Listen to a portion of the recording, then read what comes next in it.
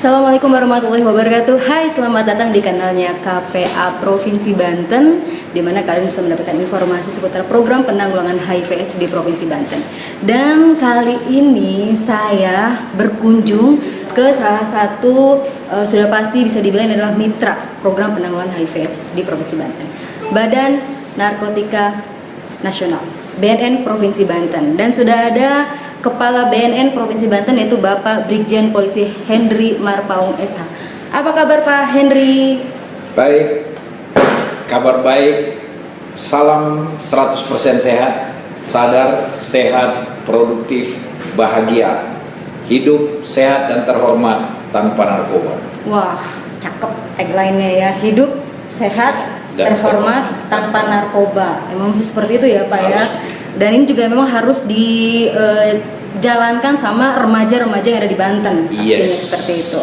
Oke, kita ngomongin ini program tentang penanganan peredaran narkoba yang ada di Banten. Situasinya di tahun 2021 ini seperti apa nih Pak, kalau boleh tahu? Situasi peredaran dan penyalahgunaan narkotika di Banten, khususnya Banten merupakan penyangga Pulau Jawa, tentunya kita ketahui bersama.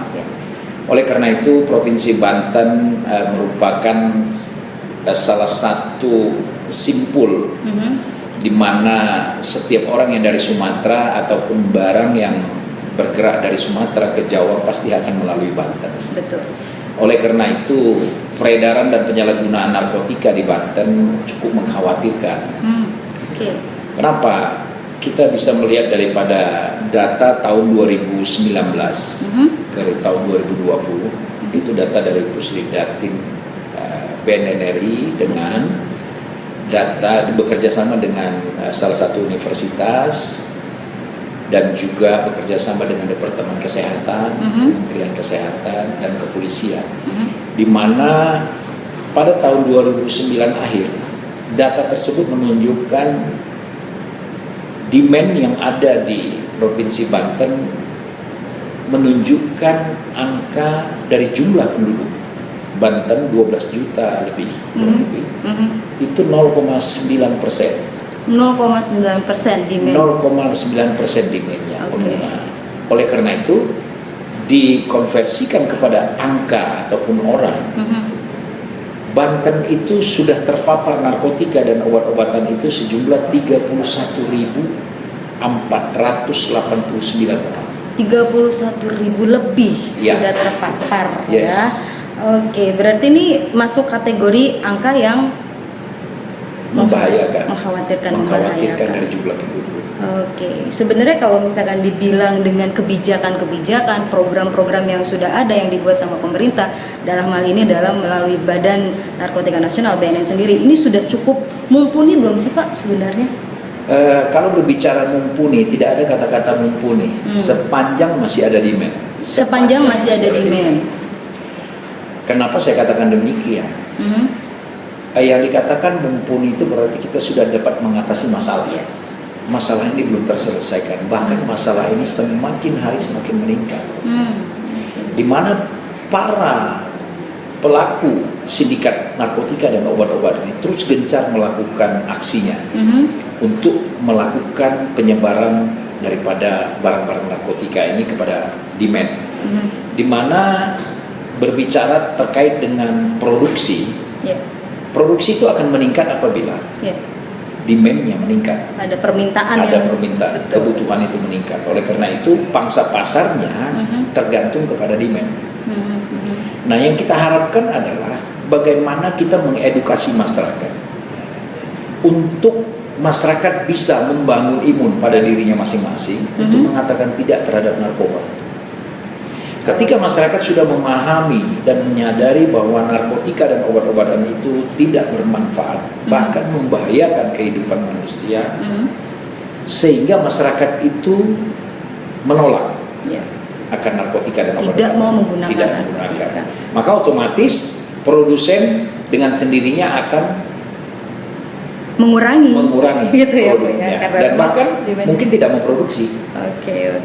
Tapi kalau menurut Pak Henry pribadi, karena tadi demand-nya juga masih ada, edukasi tetap juga dilakukan. Sejauh ini masih apa ya, bisa dibilang apa sih sebenarnya yang kurang nih? Apakah memang masyarakatnya kita yang tidak mau diajak berubah atau ada hal-hal lain ini?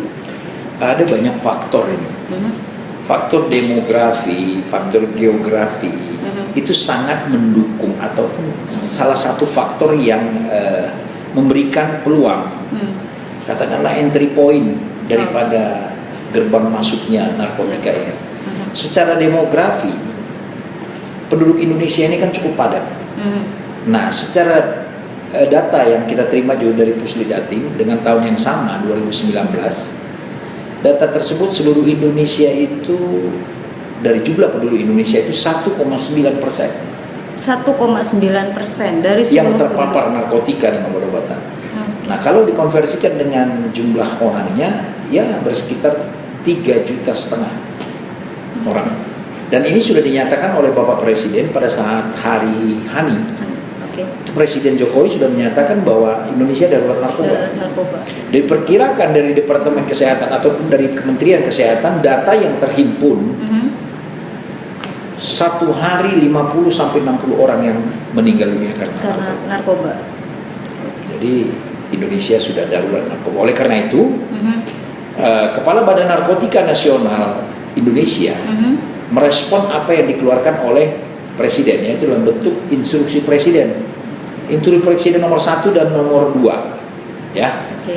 Instruksi Presiden nomor 2 tahun 2020 yang terakhir itu terkait dengan rencana aksi, ya, rencana aksi nasional terkait dengan pencegahan, penyalahgunaan, pemberantasan dan peredaran gelap narkotika dan obat-obatan. Ini Presiden sudah menginstruksikan kepada keseluruhan kementerian dan lembaga, kepada seluruh stakeholder, kepada seluruh lapisan masyarakat untuk bersama-sama mencanangkan rencana aksi nasional. RAN ini ya Pak ya? Oke. Ini RAN sudah ada berdasarkan Inpres yang terbaru nomor 2 tahun 2020 ya. Oke, tapi implementasinya di daerah bagaimana nih Pak? Nah, implementasi dari RAN ini BNN RI, Kepala Badan Narkotika Nasional Republik Indonesia, sudah mencanangkan aksi. Aksi secara nasional itu membentuk desa-desa bersinar. Desa bersinar. Dari 34 provinsi sudah dibentuk desa-desa bersinar pada setiap desa. Di Banten sendiri? Di Banten juga sudah didirikan beberapa desa bersinar. Artinya dilaksanakan tidak bisa secara merata seluruh desa yang ada di Indonesia. Oke, berarti ada tetapi mapping setiap provinsi kita sudah mapping. Wilayah mana yang masuk zona merah, itu kita jadikan daerah bersih narkoba, yaitu bersinar. Bersinar itu adalah bersih narkoba. Oke, panjangan dari bersih narkoba. Nah Pak, kalau ngomongin program-program ini yang ada di Banten, nah ini seperti apa sih Pak? Kalau tadi misalnya sudah dijalankan nih buat implementasi RAN-nya yang sudah dicanangkan sama Presiden, ada RAN, ada Inpres nomor 2 tahun 2020. Implementasinya seperti apa nih Pak? Implementasinya kita melakukan kunjungan ataupun edukasi ataupun katakan sosialisasi, workshop, banyak kegiatan yang kita lakukan. Jadi sosialisasi dan workshop yang kita lakukan itu ada beberapa program yang audiensinya itu adalah dari kepemerintahan, ya, dari pemerintahan, baik itu provinsi, baik itu kabupaten kota. Kemudian juga ada juga audiensinya dari lembaga masyarakat, ya, ada juga dari BUMN. Nah, kita mengajak bagaimana dari pemerintahan kabupaten kota, BUMN maupun LSM bersama-sama melaksanakan aksi nasional ini. Melaksanakan RAN ini ya, rencana aksi nasional ya, yang dituangkan dalam Inpres ini. Oke. Nah, kalau di Banten sendiri nih Pak, kalau tadi kan ada yang sudah melakukan edukasi dan lain sebagainya, audiensi, dan itu juga tidak hanya untuk kalangan tapi kalangan masyarakat saja, tapi juga ke pemerintahan juga. Nah, kalau untuk ke masyarakat sendiri yang lebih konkret, apakah ini datang langsung ke masyarakat, bikin sosialisasi, edukasi seperti itu, atau? Kita melalui lembaga-lembaga swadaya masyarakat atau komunitas-komunitas. Kita membentuk relawan-relawan Oh, ada relawan. Ya, yes, kita membentuk relawan-relawan. Relawan ini juga ada anggarannya, ada anggaran dari negara, ada anggaran dari daerah, ya. Nah, kita bentuklah relawan-relawan ini, tujuannya adalah para relawan yang kita bentuk ini dapat mengedukasi kepada klaster-klaster yang mereka, di mana mereka tempat tinggal, di mana mereka bekerja, di mana mereka bersekolah. Seperti itu ya. Jadi memang ada relawan-relawan yang diturunkan ya. Tapi relawan ini juga pasti sebelumnya sudah dilatih. Yes, kita lakukan edukasi kepada relawan, kita bentuk, kita lakukan workshop sehingga mereka paham betul apa sih dampak penyalahgunaan narkotika dan obat-obatan. Seperti itu. Baik. Nah, kalau misalkan dulu kita pernah mendengar tagline perangi narkoba. Oke. Sekarang War on Drugs. Ya, dengan adanya instruksi Presiden nomor 2 tahun 2020, Presiden sudah menyatakan darurat narkotika dan obat-obatan. Maka Kepala Badan Narkotika Nasional Republik Indonesia mengajak kepada seluruh masyarakat Indonesia dengan melakukan aksi War on Drugs. War on Drugs. Perang terhadap narkotika dan obat-obatan. Itulah salah satu tagline kita yang sudah di campaign oleh Badan Narkotika Nasional Republik Indonesia. Nah, ini kita akan coba masuk ke isunya HIV, karena kan narkotika dengan HIV itu teman lama ya Pak ya, gitu ya, ada korelasinya. Ini bagaimana nih Pak programnya antara ya tadi penanganan narkotika dengan isunya HIV untuk BNN sendiri? Jadi memang kalau kita lihat daripada karakter HIV dengan narkoba ini kan kontradiktif, jauh berbeda, ya, jauh berbeda. Tetapi dampak yang ditimbulkan mereka ini menjadi solid, menjadi saudara tuh. Boleh dikatakan narkotika ini adalah salah satu faktor pencetus, faktor yang sangat mendominasi. Kenapa saya katakan faktor mendominasi? Karena karakter para penyalahguna ini adalah mereka ini membentuk komunitas. Komunitas yang mereka bentuk ini adalah komunitas-komunitas yang katakanlah free, baik itu free dalam menggunakan narkobanya bersama-sama, artinya melakukan secara bersama-sama, dan juga menggunakan alat-alat yang sama. Bahkan mereka melakukan free sex, hubungan seks bebas. Nah, ini salah satu, kalau yang saya tahu, salah satu adalah faktor penyebab terjangkitnya HIV. Ini sangat dominan ya dari narkotika dan obat. Oleh karena itu saya bisa ini analisa pribadi saya. Analisa pribadi saya mengatakan bahwa narkotika ini sumber ataupun katakanlah inangnya penyakit-penyakit kejahatan lain ataupun kriminal lain. Ya. Sumbernya. Gitu ya.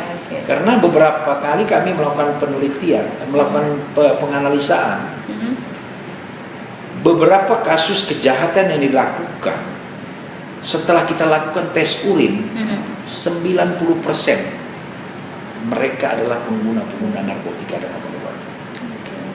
Berarti mereka menggunakan narkotika dan obat-obatan baru menimbulkan kejahatan-kejahatan lain, melakukan pembegalan, melakukan pencurian, terjadinya laka lantas.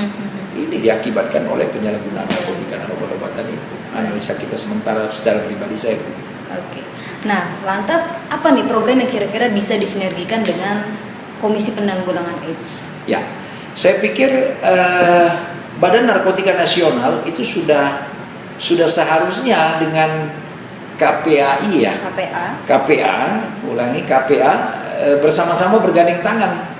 Kita mengedukasi masyarakat dan melakukan sosialisasi terhadap masyarakat.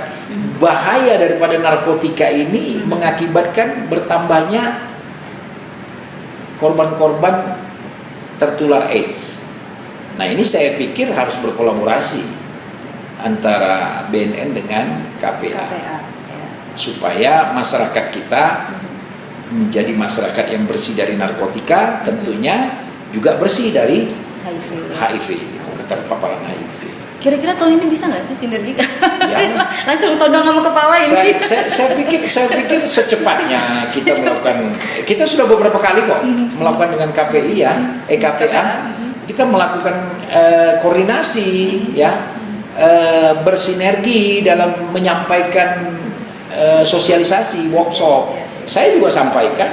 Setiap saya melakukan sosialisasi dan workshop, saya sampaikan bahaya daripada narkoba itu bahayanya itu secara fisik, psikis, ekonomi sosial, dan dampak hukum terutama.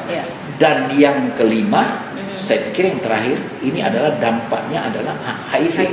Saya sampaikan kepada para pengguna itu bahwa HIV itu menunggu apabila Anda tidak menghentikan itu, maka akan salah satunya Anda akan tertular HIV. Itu saya sampaikan. Ini kita tunggu nih ya, gregetnya nih kolaborasinya BNN sama KPA provinsi ya di tahun ini, mudah-mudahan Ibu Ainun. Baik Bapak, ini nggak kerasa nih ngobrol-ngobrol kita ini ya, panjang banget. Dan saya juga banyak dapat informasi nih seputar program-program dari BNN, ada Banten Bersinar gitu dan lain sebagainya, War on Drugs juga. Harapan kedepannya untuk Provinsi Banten apa nih? Harapan ke depan seluruh masyarakat mengatakan war on drugs, perang terhadap narkoba. Saya harapkan Banten, berseluruh masyarakat Banten mengibarkan dan menabuh genderang perang, sehingga para sindikat narkotika dan obat-obatan tidak berani masuk ke Banten, dan mereka akan menghentikan kegiatan mereka sehingga Banten bisa bersih dari narkotika dan obat-obatan. Pesannya sendiri untuk masyarakat Banten? Pesan saya kepada masyarakat Banten, saya sebagai Kepala Badan Narkotika Nasional Provinsi Banten menyampaikan kepada seluruh lapisan masyarakat, mari war on drug, perang terhadap narkotika dan obat-obatan, hidup 100% sehat, sadar, sehat, produktif, dan bahagia. Hidup sehat dan terhormat tanpa narkoba. Wah, mantap, hidup sehat terhormat tanpa narkoba gitu ya. Baik, Bapak Brigjen Polisi Henry Marpaung SH, terima kasih banyak nih Pak sudah meluangkan waktunya, sudah ngobrol-ngobrol juga ya. Dan itu dia teman KPA, kita sudah ngobrol-ngobrol nih ya, dan banyak banget informasi yang saya rasa juga ini penting buat teman-teman. Sekali lagi juga yang ingin terlepas dari jeratan narkotika juga ini sudah ada rehab dan lain sebagainya. Nanti mekanismenya boleh tanya langsung atau kunjungi juga websitenya BNN ya Bu ya, ada ya website resminya ya Pak ya. Oke, itu dia. Terima kasih sekali lagi. Jangan lupa di like, subscribe, dan komen terbaik kalian di KPA Provinsi Banten. Selamat sore dan assalamualaikum warahmatullahi wabarakatuh.